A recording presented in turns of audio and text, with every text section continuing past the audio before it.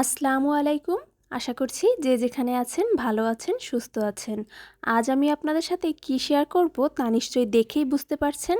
এই রান্নাটা খুব সাধারণ একটা রান্না, কিন্তু খেতে অসম্ভব মজার হয়। অনেকে এই রান্নাটা অনেক বেশি পছন্দ করেন। আমি এই যে চিকন চিকন লম্বা যে বেগুনগুলো আছে সেটাকে কেটে সামান্য একটু হলুদ আর লবণ মাখিয়ে রেখে দিয়েছিলাম।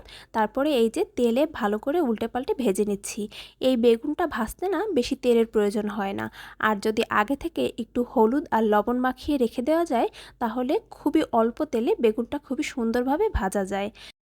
যে বেগুনই হোক না কেন, আপনি যদি ভাজার আধা ঘন্টা আগেই হলুদ আর লবণ মেখে রেখে দেন তাহলে যখন আপনি বেগুনটা ভাজবেন দেখবেন খুবই অল্প তেলে আপনার বেগুনটা ভাজা হয়ে গেছে। এই তো এদিকে আমার বেগুনটা ভাজা শেষ হয়ে গেছে। আর আমি 2টা ডিমকে মাঝ বরাবর কেটে দুভাগ করে নিয়েছিলাম। এখন সেই ডিমটা ওলটপালট করে ভালো করে একটু ভেজে নিচ্ছি। এই ডিমটা ভাজা হয়ে গেলে আমি তুলে নেব আর তারপরে চলে যাব রান্নাতে। আর একটা জিনিস ভিডিওতে স্কিপ হয়ে গেছে, আমি একটা আলুও চাকচাক করে ভেজে নিয়েছিলাম বেগুনের ভিতরে দেওয়ার জন্য। বেগুনের ভিতরে একটু আলু না দিলে আসলে ভালো লাগে না, এ কারণে আমি একটা আলুও ভেজে নিয়েছিলাম। আর এই যে কড়াইতে এখন যে তেলটুকু ছিল তার ভিতরে আমি কিছুটা পরিমাণে পেঁয়াজ কুচি দিয়ে একটু লাল লাল করে ভেজে নিচ্ছি। তারপরে আমি এখানে দিয়ে দিচ্ছি চারটা একটা টমেটো 4 ভাগ করা।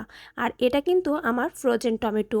অনেকেই বলে ফ্রিজে নাকি টমেটো রাখার পর সেই টমেটোটা আর কোনো রকমের স্বাদ থাকে না, কিন্তু আমি কিন্তু এভাবে ফ্রোজেন করেই প্রায় 6 মাসের মতন খাই। আসলে কি 6 মাসও যায় না, তার আগেই টমেটোটা শেষ হয়ে যায়। অনেক বেশি তো ফ্রোজেন করি না, যতটুকু আমার প্রয়োজন হয় অতটুকু করি।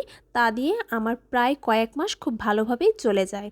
আর যেহেতু অনেক বেশি সময় এটা আমি রাখি না, 3 থেকে 4 মাসের ভিতরেই শেষ হয়ে যায়, সেহেতু স্বাদের তেমন একটা হেরফের হয় না।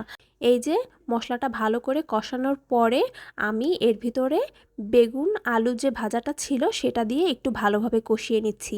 আর এই যে দেখুন, এই মাখা মাখা বেগুনটা দেখে না আমার সেই আচারি বেগুনের কথা মনে পড়ে যাচ্ছে। আচারি বেগুনটাও না খেতে ভীষণ মজার হয়। আর এই তো এদিকে আমার তরকারিটা প্রায় হয়ে এসেছে।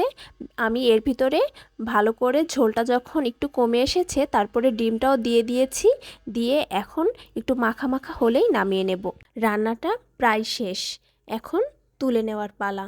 এই যে দেখুন রান্নাটা কেমন হয়েছে, দেখতে লোভনীয় হয়েছে না? খেতে কিন্তু ভীষণ মজার হয়েছিল। এই রান্নাটা অনেকেরই অনেক বেশি পছন্দের একটি রান্না। আর এই রান্নাটা খুবই সাধারণ হলেও খেতে কিন্তু খুবই ভালো লাগে। আশা করছি ভিডিওটি আপনাদের সকলের ভালো লেগেছে। সবাই ভালো থাকবেন, সুস্থ থাকবেন। আল্লাহ হাফেজ।